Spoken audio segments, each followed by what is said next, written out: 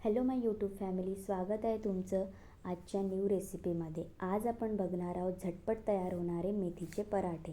Hardly 10 ते 15 मिनिटांमध्ये तयार होणारे मेथीचे पराठे कसे बनवायचे आज आपण बघणार आहोत। साधारणतः इथे मी अर्धा जुडी मेथीची भाजी स्वच्छ धुवून घेतली आहे। त्यानंतर छान तिला कोरडी करून तिला बारीक चिरून घेतली। यात 5 ते 6 लसूण पाकळ्या, 5 ते 6 मिरचीचा पेस्ट असा करून घेतला।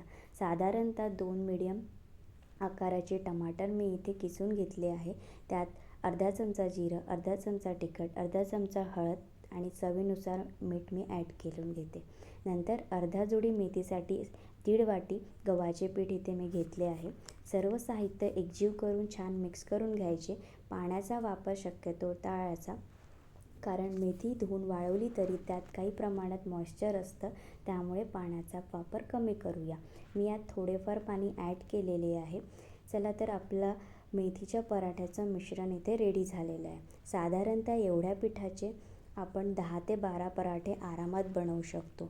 इथे माझा छान एक पराठा व्यवस्थित लाटून झालेला आहे। आता याला छान तव्यावर थोडे थोडे तेल लावून भाजून घेऊया।